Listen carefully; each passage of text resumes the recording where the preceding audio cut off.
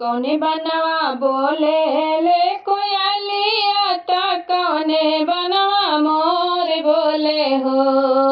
कौने बनवा बोले ले कोयलिया त कौने बनवा मोर बोले हो। ये ललना कौने बनवा बोलेला सरे सवा महलिया उठे सोहार हो।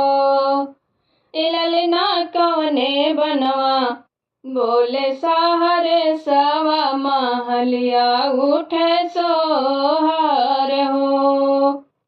वृंदावनवा बोले ले कोयलिया के मथुरा बनवा मोर बोले हो। वृंदावन बोले ले कोयलिया ता मथुरा बनवा मोर बोले हो।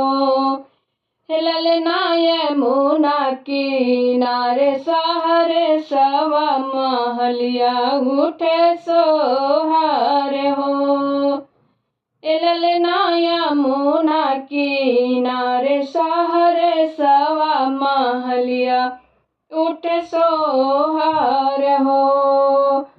कहवा पे बाजेला बजनवा ता कहवा खजनवा बटे हो। कहवा पे बाजेला बजनवा तो कहवा खजनवा बटे हो। ललना के कर घरे रोवेला ललनावा महलिया उठे सोहार हो। ललना के करा घरे रोवेला ललनावा महलिया उठे सोहार हो। पापा घरवा बाजेला बजनवा ता बटेला खजनवा न हो। पापा घरवा बाजेला बजनवा ता आवरी खजनवा बटे हो। ये ललना भैया घरे रोवेला ललनावा महलिया उठे सोहार हो।